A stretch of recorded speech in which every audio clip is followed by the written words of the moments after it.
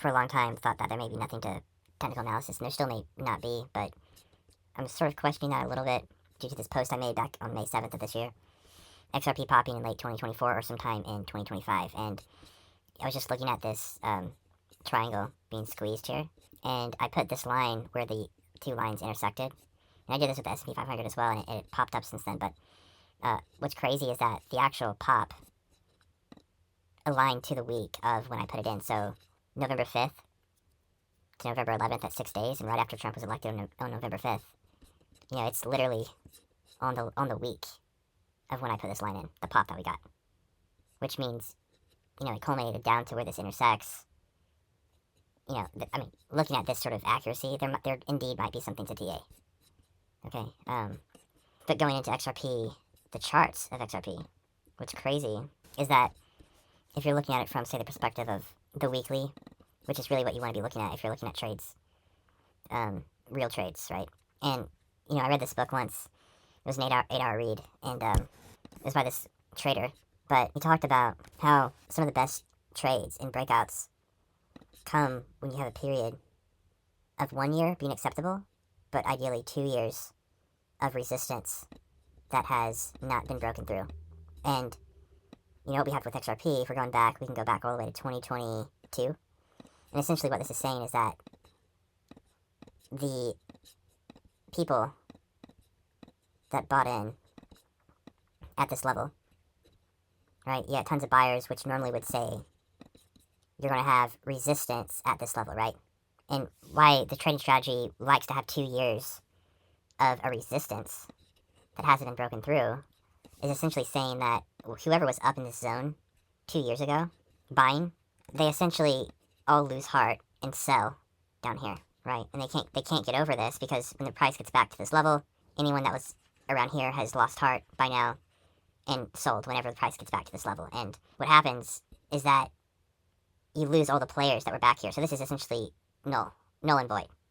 Okay, that's why when you have such a long 2-year resistance zone, they all get wiped out. So whenever you do break above this resistance, right, and it coincides with a volume increase of at least 2 times greater than the prior 2 to 3 weeks or 4 weeks average, which exactly happened. I mean, this is like 4 times greater than the last 3, 4, 5, 6, 7, 8, 10 weeks.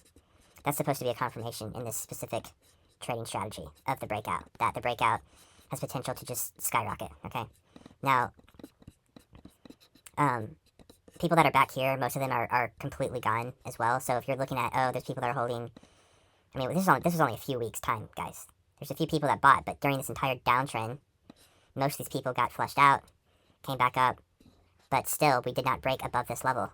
Okay, this is a trend line, a resistance zone. We didn't break that. We had another 2 years. This whole thing is 7 years long, my guy. Okay, so this right here, I'm not gonna lie, but like to the trading strategy that this guy was talking about in his book, what he's basically saying, guys, is whoever was back here is gone. So this should be open range. Okay, and when you talk about any sellers that are up in this level, there's no one here. There's no sellers here, right? So you're basically just in full price discovery. You're in full open range, open sesame. Okay, and that's why I thought it was interesting. I mean, we had a 7-year, my guy, a 7-year triangle being squeezed, and we popped that sucker. And I'm honestly thinking, you know, if we're looking at projections, okay, if we're looking at projections, because like you came back, you looked at this one, for example. Let me change the background just so you can see the fibs. Alright, so looking at this here, really what we hit is 1.68. Now this extension was going up, and yeah, it was attempting to hit this level, 2.68. Obviously didn't get there, but I would say that out of everything I've seen in crypto, coming back to this take profit level is basically, I mean, you're just coming back to where it started, okay? So if we're looking at this and saying that we're doing a similar thing from here, the initial drawdown, oops, I mean, it puts us at $25, okay? That's what it would put us at. Getting back to here is $3.19, which is the previous all-time high. And if you want to be more conservative and say, hey guys, let's not do the projection off of this initial pump that was in 2017. Let's do it off Let's literally just do it off the last cycle. And that would be more conservative. And let's not even use the wicks. Let's use the bodies, right? So let's use the body of the candle, be more conservative, right? And if you did that, you're looking at $4.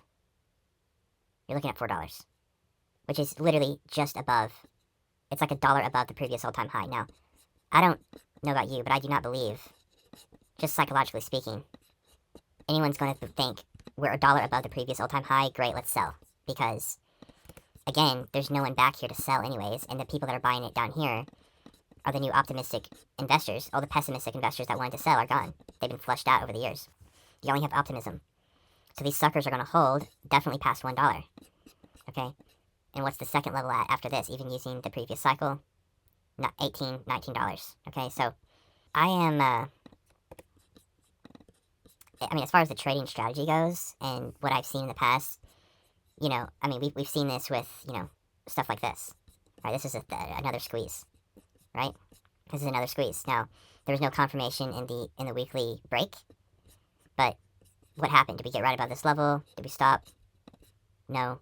But again, the suckers, everyone that bought in back here, guys, was flushed out from 2022 to 2023, literally 2024, so about 2 years. Yeah, December 2021, 2, 3, 4, almost 3 years, actually, of being flushed out. Right, and the sucker skyrocketed. Same thing happened where there was years of resistance. You know, everyone that bought back here was getting flushed out. And eventually, when you did break through this level, there's just no selling pressure. There's no selling pressure in this zone, right? So you have that freedom to move up, right? And the same thing here. I just don't think, guys, that there's, like, who's going to sell with Trump as president with, you know, a potential national reserve of Bitcoin for the U.S., and if the U.S. gets on board, other countries will have to follow, which is untold buying pressure, okay? MicroStrategy is announced their buying plan as well. More institutions are getting into it. BlackRock just said something favorably about Bitcoin being an actual valid asset class in and of itself. So, I think the landscape's changing. Trump hates Gensler. Gensler's probably going to step down soon. Trump's probably going to put someone in who is crypto-friendly, which again is, you know, with XRP, that's even if you did have any reservations left with XRP, that should be gone, especially after Gary Gensler leaves and you have a crypto-friendly head of the SEC, right? So, yeah, I don't see any reason why we should stop anywhere, is what I'm trying to say. I don't see any reason why there's anyone left up here to sell. They were flushed out down here. So there shouldn't be anyone that's pessimistic left in this zone. It should only be the people that bought down here, right, when these guys were selling to these guys. And now these guys are having price appreciation, they're hopeful, you know, the bull run, the Trump, the regulation, the regulatory environment clearing up, etc. I don't see any reason why we should stop anywhere in this zone. There's just no reason, okay? And especially if we have Gensler stepping down, etc., there should be more catalyst events that's going to pump this sucker even higher. And it should have a great run going into 2025, I believe. Any sort of TA guy back here in February 2023 should have known this zone right here, okay? And, yeah, I just think that, you know, XRP sucks in a sense because it's literally been going sideways for 7 years, and it's a top 10 crypto, and, I mean, it's literally been going sideways, and every single crypto popped off last cycle. If you bought any crypto in the top 10, top 20, you basically, you know, 10 extra money, and then if you bought XRP, right, it literally has been going sideways for 7 fucking years. But the longer the base, guys, the longer the base, the higher it goes. And that's a sort of rule of thumb, but who knows if it's true or not. If it is true, we might see the sucker skyrocket. And I'm, you know, interested to see, because I might start changing my mind on some TA things. If I really start seeing something like this come to fruition, yeah, you better bet I might start changing my mind. You better bet. And, yeah, you better bet. So that's it, guys. We'll see you later.